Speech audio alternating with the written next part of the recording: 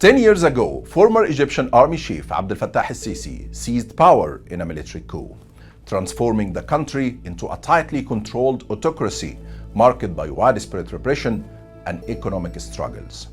This is how Egypt looks like after 10 years of Sisi's presidency. The space for free expression and opposition has shrunk dramatically, with Egypt now ranking among the worst performers globally in press freedom.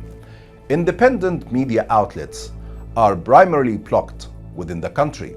Television programming has shifted from political discourse to only supporting Sisi and his policies. The General Intelligence in Egypt, where Sisi's son works, owns and controls the national media completely. According to Reporters Without Borders, Egypt ranks 170th out of 180 countries around the world for press freedom. This crackdown on free speech extends beyond the media, with the government quick to silence any criticism and target opposition in Egypt and abroad. The human rights situation in Egypt has deteriorated significantly under Sisi's leadership. His regime has been accused of widespread human rights abuses, including the violent suppressions of protesters and the imprisonment of thousands of political opponents. Egypt ranked 127th among authoritarian regimes in the Democracy Index in 2023, issued by the Economist Intelligence Unit of the British Economist Group. Economically, Egypt faces severe challenges. Despite receiving billions of dollars in support from Gulf allies and international financial institutions, the country's economy remains in crisis. Poverty rates have increased, and the population's purchasing power has collapsed. The Egyptian pound has been devalued multiple times, and inflation has soared, making necessities unaffordable for many Egyptians. During the last decade, the question was, how many times did Sisi ask Egyptian people to be patient? Once? Twice? Dozens? Or hundreds of times Sisi asked Egyptians to be patient, and he failed. He failed to deliver his promises every time. For example, Sisi promised his people prosperity, development, jobs, a bright future, a new republic, and a better life. And he failed. Sisi often cut subsidies and increased fuel, electricity, cooking gas, and public transport prices. Today, Egyptians suffer from electricity being cut off for many hours every day. According to the Egyptian Central Bank, during Sisi's era, the domestic debt reached 7.1 trillion Egyptian pounds, and external debt reached $168 billion. And Sisi once said, "I have no good education, no good health services, and no jobs." He's right. He's literally right.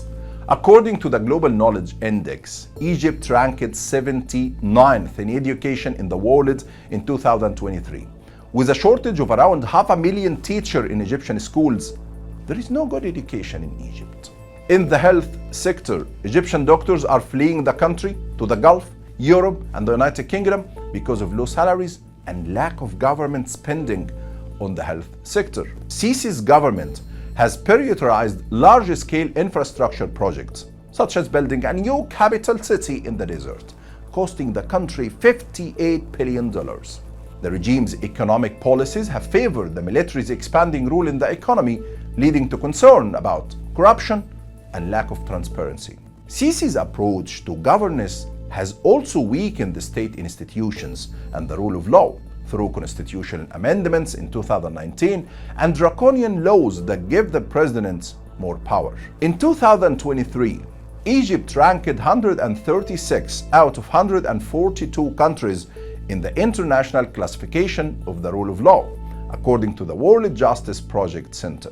Internationally, Sisi has turned Egypt from a regional power to a beggar state. Egypt was a key player in regional security, particularly in the conflict zone like Gaza, Sudan, and Libya. Today, Egypt has lost its leverage and huge impact and turned into a functional regime that works hard to protect the interests of Gulf countries and Israel. Egypt now, after a decade of Sisi's presidency, faces major threats regarding national security because of Israel controlling the Rafah crossing and violating the Camp David Accord. Another threat concerns water security because of Ethiopia's Grand Dam affects the agriculture sector, thanks to Sisi, who signed the principal agreement with Ethiopia and Sudan in March 2015.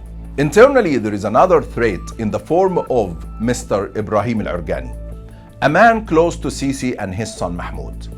Al-Organi leads armed militia in Sinai, controls the entire tribes of North Sinai and beyond, and runs the Rafah crossing business, which charges millions to Palestinians attempt to flee Israel's war on Gaza. Ibrahim al-Organi has everything he needs to do precisely what Hemeti is doing in Sudan.